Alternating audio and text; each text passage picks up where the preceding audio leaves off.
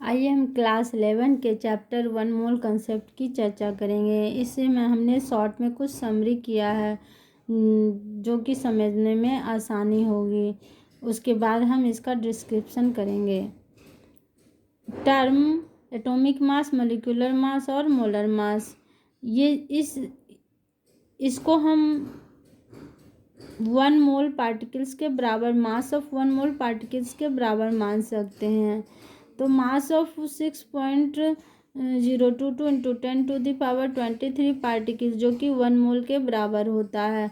अगर हम एटॉम के सेंस में इसे डिफाइन करेंगे तो इसे ग्राम एटॉमिक मास कहते हैं, और मॉलिक्यूल के सेंस में डिफाइन करेंगे तो इसे ग्राम मॉलिक्यूलर मास GMM कहते हैं। एग्जाम्पल के तौर पे हम नाइट्रोजन को लेते हैं, और नाइट्रोजन को लेने पर अगर इसका एटॉमिक मास 14 है तो हम इसे एटॉमिक मास 14U लिखते हैं। लेकिन जब हम इसे ग्राम एटॉमिक मास कहते हैं तो 14G अर्थात 14 ग्राम इसे लिखते हैं। इसी प्रकार बहुत सारे तत्वों का हमने एटॉमिक मास लिया हुआ है और ग्राम एटॉमिक मास लिया हुआ है, जो कि स्टूडेंट को याद कर लेना चाहिए। Calculating molecular mass.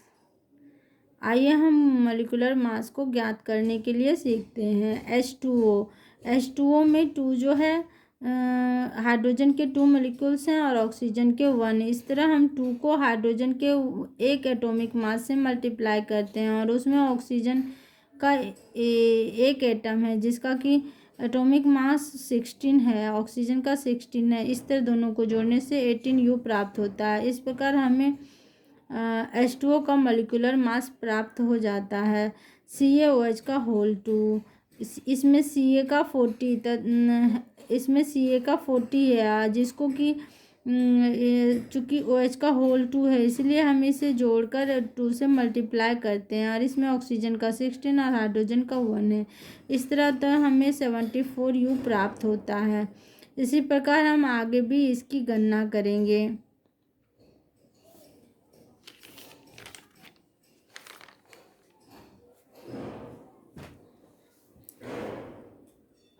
मोल। आइए आज हम इसका डिस्क्रिप्शन करते हैं। किसी पदार्थ का 1 मोल उसकी वह मात्रा है जिनमें उतने ही कण उपस्थित होते हैं जितने C12 समस्थानिक के ठीक 12 ग्राम में परमाणुओं की संख्या होती है।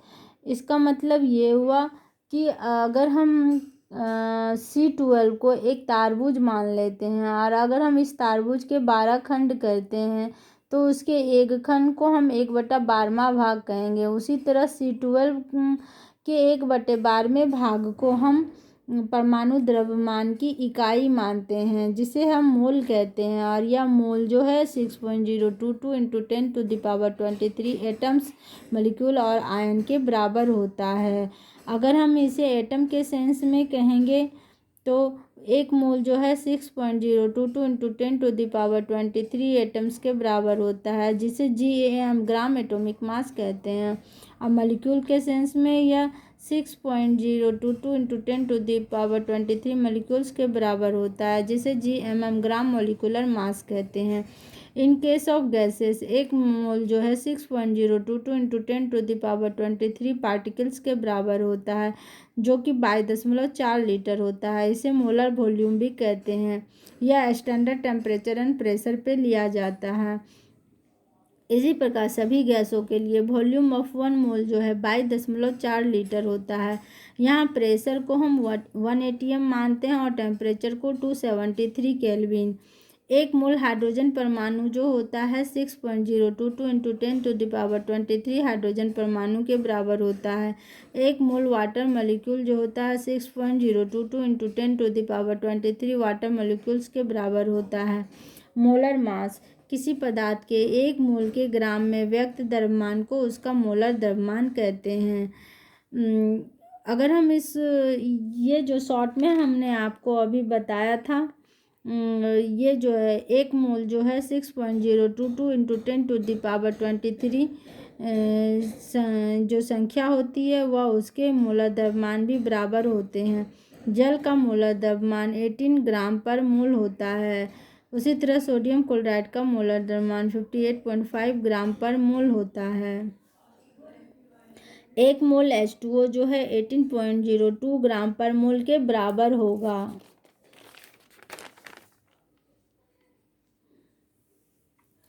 अगर किसी तत्व का द्रव्यमान प्रतिशत ज्ञात करना होगा तो उस तत्व का यौगिक में द्रव्यमान बटे यौगिक का मोलर द्रव्यमान इंटू 100 करते हैं।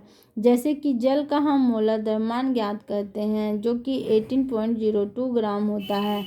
इसमें हाइड्रोजन का द्रव्यमान प्रतिशत निकालने के लिए जल में हाइड्रोजन की संख्या 2 है, इसीलिए इसे हाइड्रोजन के एटॉमिक मास से मल्टीप्लाई करते हैं और ऑक्सीजन और जल का मोलर द्रव्यमान जो है 18 होता है और उसे 100 से मल्टीप्लाई कर देते हैं तो हमें 18.18 प्राप्त होता है। इस तरह जल में हाइड्रोजन का द्रव्यमान प्रतिशत 18.18 होगा।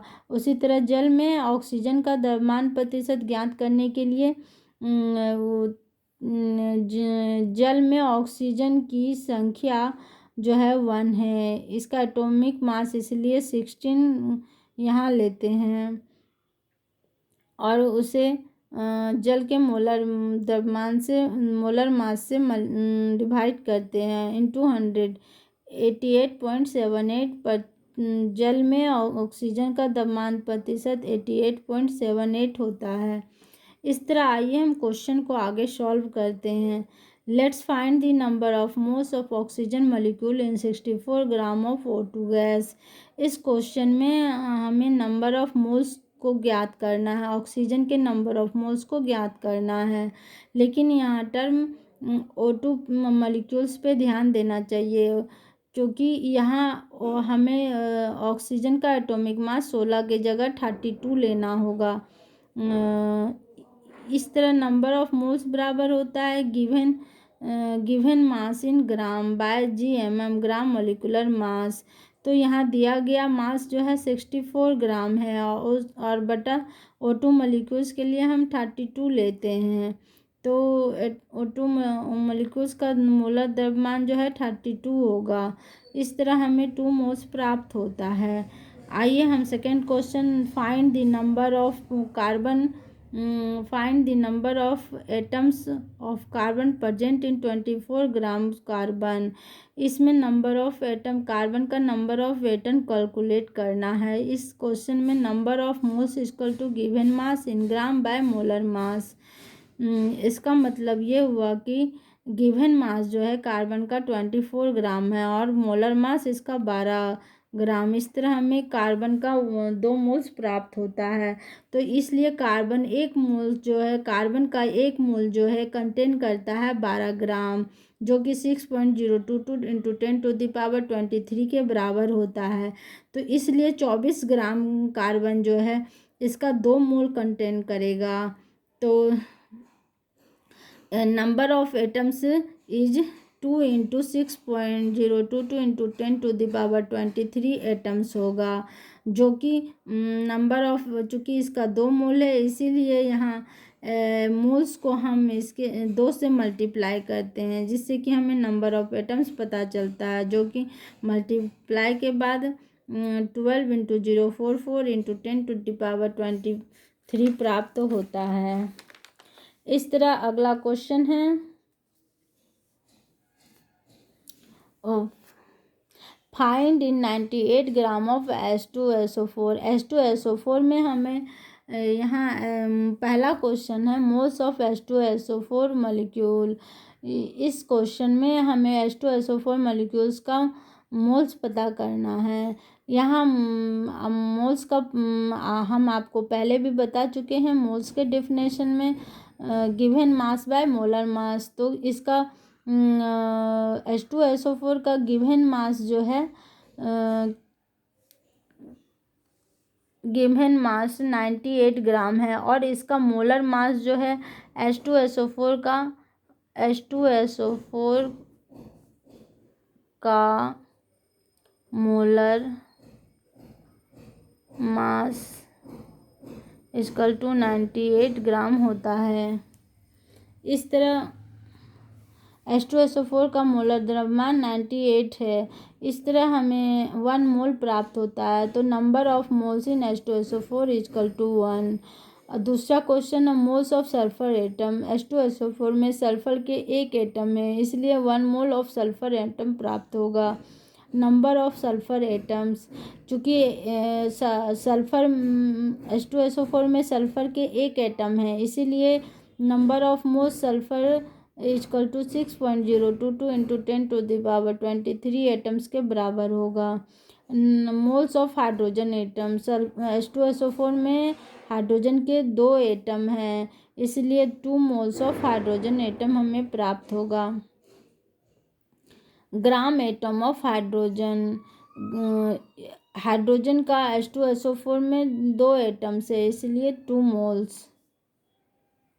Find number of hydrogen atom present in 32 gram methane. इस क्वेश्चन को हम अच्छे से समझते हैं।